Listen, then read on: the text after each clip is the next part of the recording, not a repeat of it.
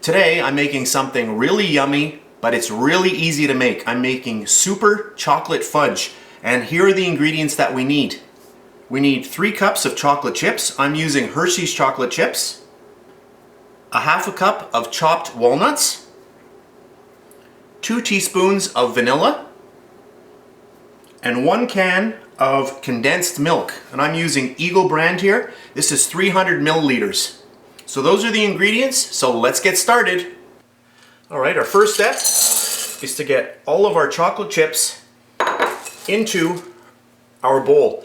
So what I have here is I have some hot water, and I don't want this boiling. Just bring it to a simmer. Just make sure you've got enough heat, which will start melting our chocolate. So we're going to get that on there.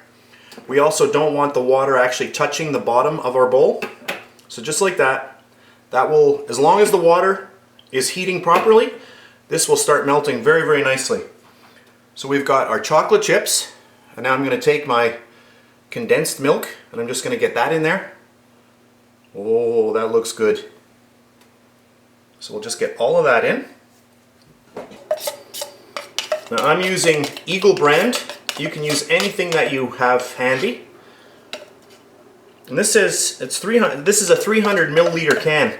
I will write the conversion a little later on.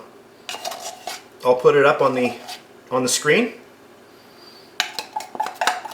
So I'm just going to clean this out and I'll be back. Okay, this has been a few minutes. And we can see our chocolate is starting to melt now.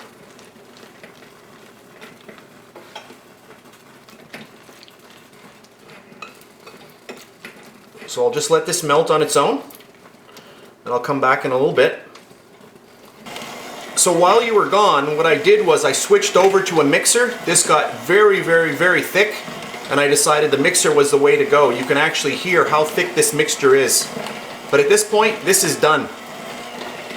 So this is only a couple of minutes after I stopped filming the last time. It got extremely thick, and I switched over to my mixer. So there we go. So at this point right now, this is done. We're going to add in our vanilla.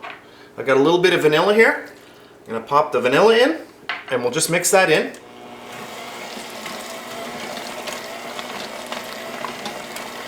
Which will loosen it up a little bit. And the last thing that we have to add in are the walnuts. This is an extremely, extremely rich batter. So there we go.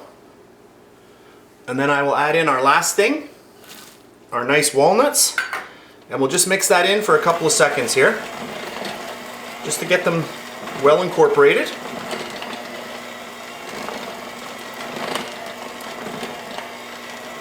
Okay, that's good. And then we're going to get this right into an 8 by 8 inch pan. So I'm just going to clean up here and I'll be back in 1 second. Okay, so what I've done here is I've just taken a little piece of parchment paper, and this is just going to help me pull the fudge out later on. So we've got that there, and now you can see how thick this is. So this is it. Basically, I'm going to get this in here, and then you just have to chill it up for a few hours.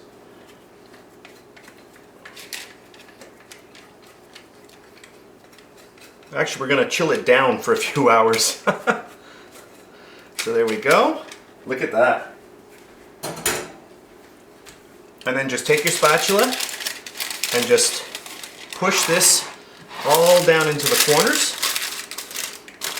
You don't have to use parchment. And because we're not putting this in the oven, you can use wax paper.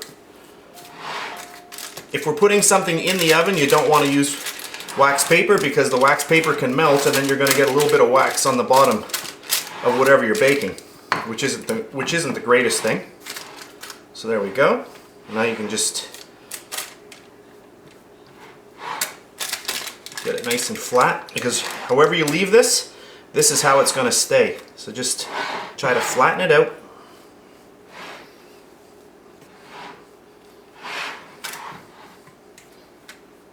There we go. Well, this smells really, really good. Just get a little bit more in that corner. And there we go. Beautiful. So basically that's it on this recipe. I'm going to pop this into the fridge for a few hours. Then we'll come back later and we'll cut it up. So I'll see you in a while. Alright, my super chocolate fudge has been sitting in the fridge for quite some time now, and it's really hardened up. So what I want to do is just take my spatula / palette knife, and I'm just going to get along the sides here. I just want to get it so that it's, there we go, so we can get a clean break, and we'll lift it right out. And look at that. See what's nice about the parchment paper?